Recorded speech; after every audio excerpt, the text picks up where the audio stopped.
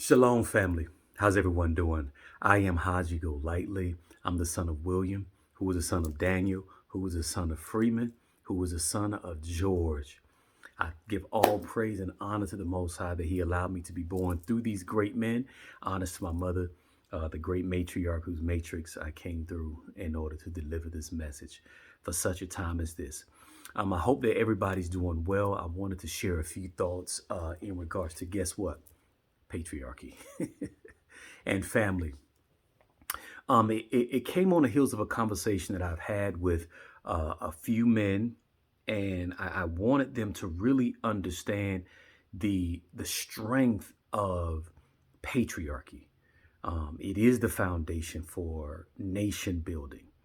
It ensures that you have a righteous marriage because it's a possibility to have a marriage that is unrighteous or not within the sense of what the Most High has defined. Now, we in the Israelite tradition have decided that we have made Yah Yod He Wav He, the God of the Hebrews, our Most High, meaning that his thoughts are higher than any other thought concept that comes from any other system, any other deity, any other culture. What the Most High Yah has given us supersedes and trumps that. So he has told us, given us a model to understand in regards to patriarchy. He is a great, loving, generous, benevolent father that, is just undaunted, not intimidated by anything. And as patriarchs, it is, and being made in his image, we have to emulate, produce the very same image that we've been made in. So I was having a discussion about King Richard, which is a film that was done in regards to the father of Venus and Serena Williams. And that in and of itself, you saw the strength of patriarchy, the strength of one man. It's not about, this isn't condoning it. Well, it is condoning. It is saying that a man can speak life to those that are in his environment and that come from him, and they produce the desired effect and make it act in a prescribed manner. That's power. Making it act according to that which has been spoken. And so the primary tool of patriarchs is utterance, being able to speak life to things. We know that life and death are in the power of the tongue. So the question is, are you speaking life to that which has come from you, or are you speaking death? Are you speaking life? Are you speaking what you want to see? In the film, Richard spoke life, told his daughters what was going to happen at different increments, and they were going to be world champions, Wimbledon champions. He deposited that seed in them and got them to buy in. He has some very, very strong approaches toward acquiring it. But if you are in a strong environment where the pull to be unsuccessful, to be like those that come from that environment, it has a strong draw. The methods in which you try to keep yours from subscribing to that has to be even stronger. And I hope that makes sense. So, you can go further. He could have gone further even in some things that he did, but what he did was sufficient to get them to act in the desired manner, which is, power. And the power of patriarchy was exhibited in that. We also see it in the scriptures. If you were to evaluate Genesis chapter 49, look at the power of the word, of the utterance of Jacob. Look at how he spoke to his sons and the prophecy that those sons that were spoken over those sons is still being experienced some 4,000 or 5,000 years later. The father the Most High, validated and authorized that man to speak. So even patriarchs, when you're speaking to your children, make sure, consider, if you would, speak what you want to see. Don't tell your child that they're disobedient, that they're rebellious, that tell them that consider saying, you will be obedient. You will honor your father. You will be a great student. You will kind of start it off with and speak what you want to see. And this is why I say that in Sirach chapter 3, verses 9, this whole chapter is really heavy, heavy, heavy when it comes to dealing with our fathers and an honor that is bestowed upon them, even upon those that honor, on the sons and the daughters that do honor their father and their mother, to prevent the curse and short life from consuming them. It is a deliberate intentionality to honor them that must be there. It must be. And it's not contingent upon their response, their acceptance of it. It's totally on that individual. And I know that things have happened in this environment that we live in. I get that.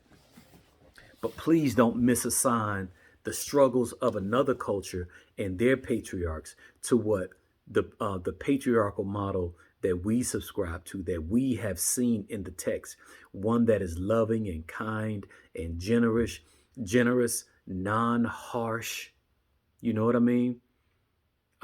Giving, sacrificial. All those things are part of the patriarchal model that we understand. These other cultures, they don't understand or even value the feminine. We value the feminine because it's a part of us. We value our woman because we see them as one being. So I'm not going to curse myself out, beat myself, talk crazy to myself. No, I'm going to inspire myself to be a better version of me. Whew, I said something. All right. Sirach chapter 3, verse 9. I'm going to get into it. I really could go through and eisegete, all that. But I could go through the text and show the value in it and expound on it. But I don't want to, for the sake of time. Let's jump right in it. Let's start at verse 7. I'm going to go up. Verse 8. Of Sirach, or Ecclesiasticus chapter 3 and 8. Honor your father and mother, both in word and in deed, that a blessing may come upon you from them.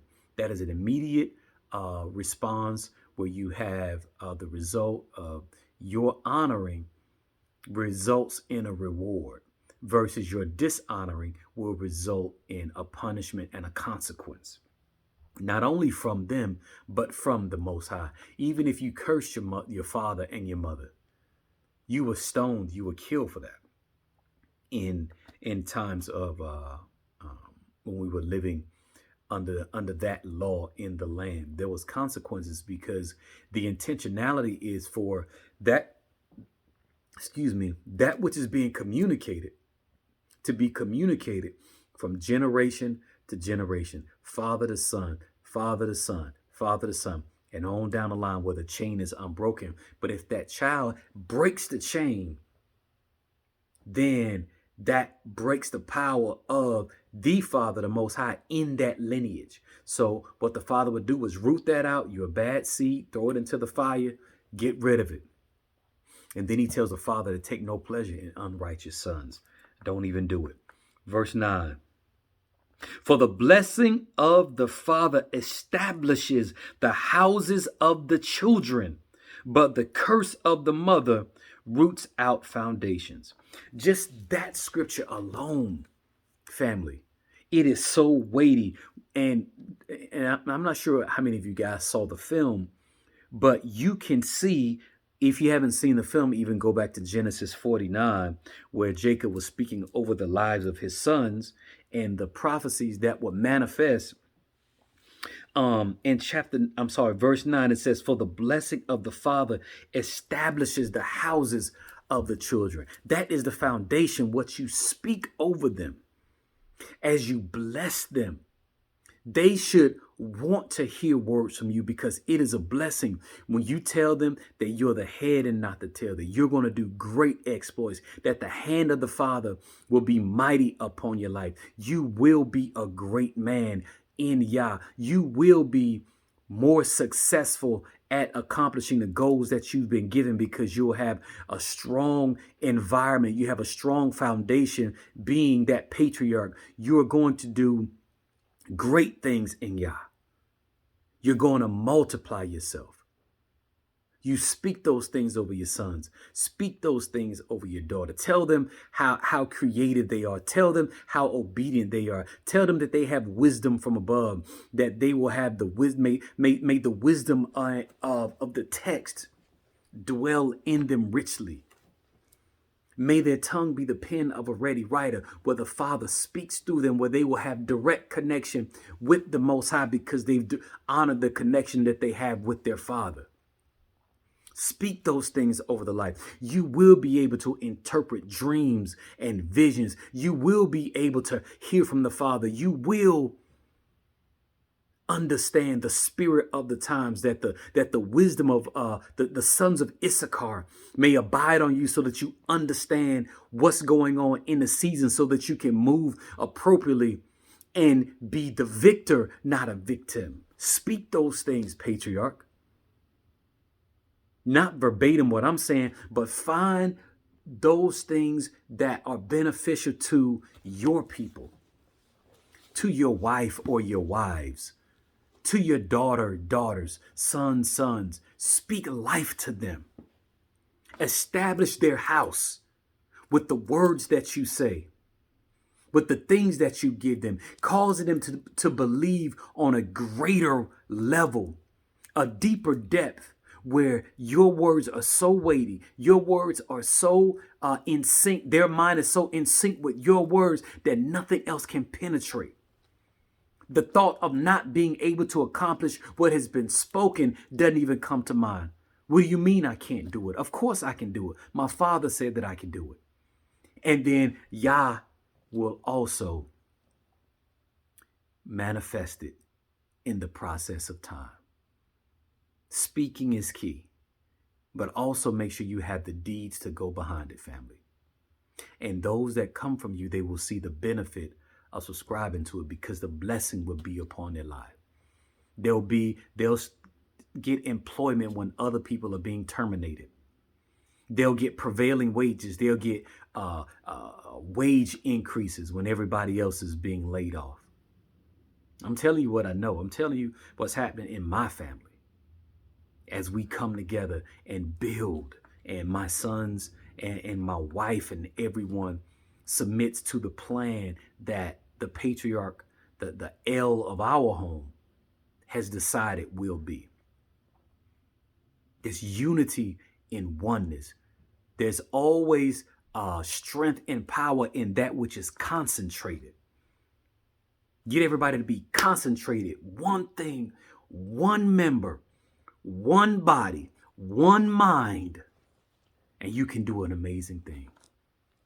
And that's what the Father wants in the earth. As he's rebuilding the nation, and the nation is coming back together, that nation is not being formed through anything other than families.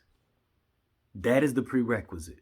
That is what he's doing in this time. So anyone that's not dealing with that, trying to build strong families, strong marriages based on the text, not on your emotion, not on the things that have been given to us by this oppressive regime, not on anything other than what the Father has prescribed, because we're trying to get to his kingdom.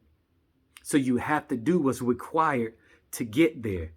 And you have to suspend your disbelief about whether or not these things will be accomplished, because that in and of itself is what faith is about. Stop believing the lies of the enemy. Stop it. Suspend your judgment. Suspend your disbelief, because you just don't know enough. I want to read you this scripture. Let's jump over to verse 24. For many are deceived. Do I need to back up? Well, let's just go right to it.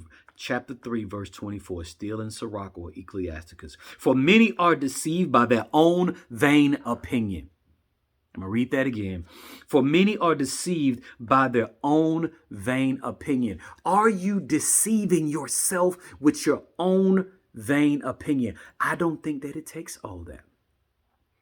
I think that I should listen to my wife and let my wife run A, B, C, D. I think that marriage is this way. I think that it's vain.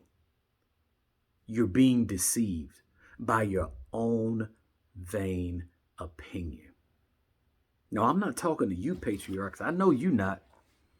But those that rebel against you are being deceived. And if, oh man, I could go someplace.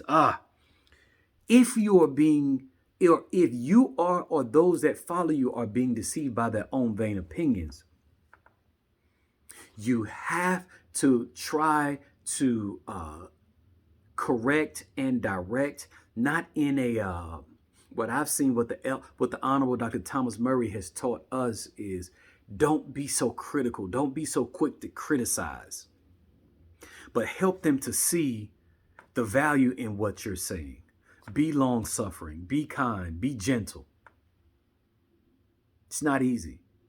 And what the Father will do, Yah, is allow them to see the error of their ways, will allow that prodigal son to go through all types of ups and downs and start to see the error of his ways because you have done your job. You've planted that seed.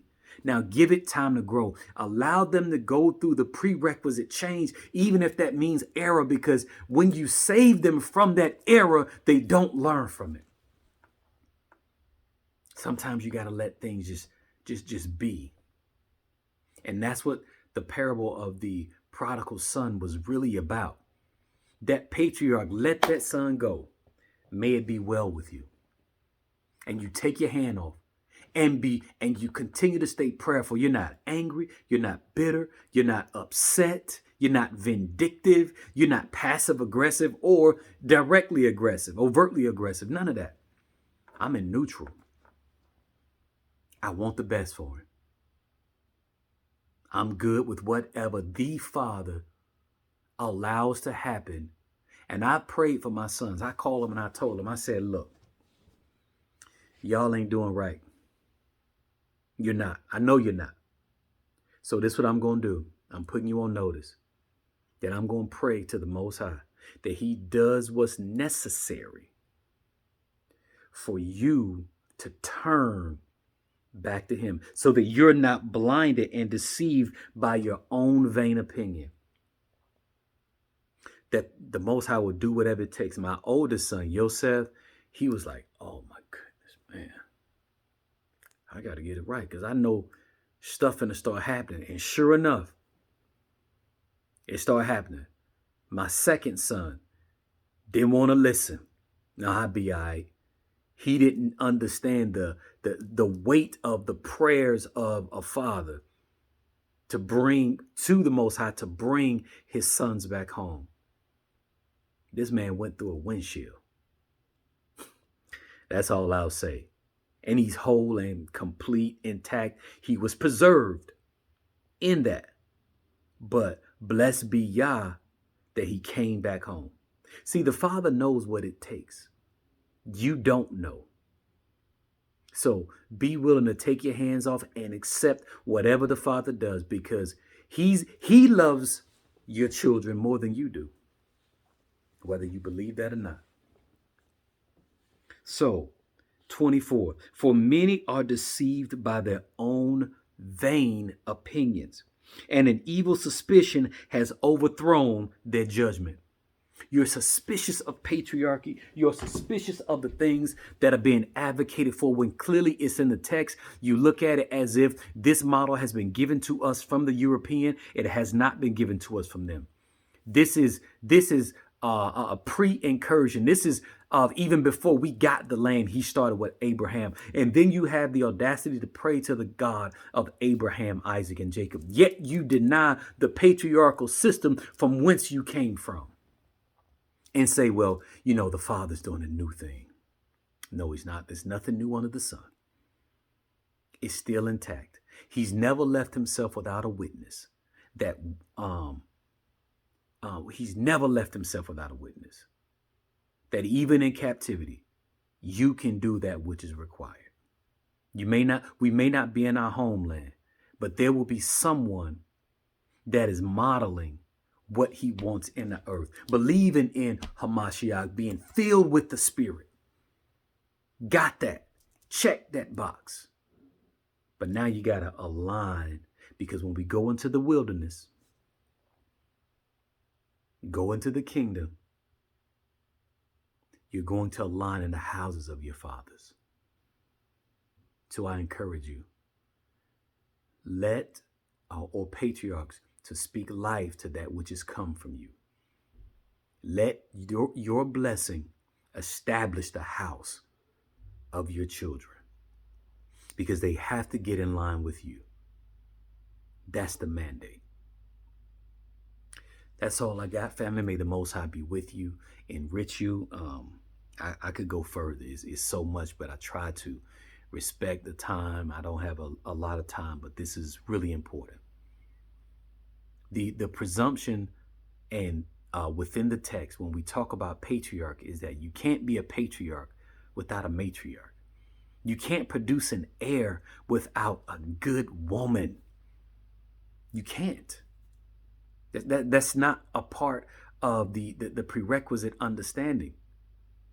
That woman is so in love and so one with you that she's produced a son in your image and in your likeness. And now he's operating according to what you have declared will be. You're establishing his house. And that child is going to establish your house, because that child is your immortality. That ensures that you continue from generation to generation, still on earth, because we are witnesses that Abraham is still here. Like the sand of the seashore, like the stars in the sky, he's still here. The Father multiplied him. We want you to be multiplied, patriarch. You should be. You should be. You deserve it. Love y'all. May the Most High bless you and enrich you. Shalom, shalom.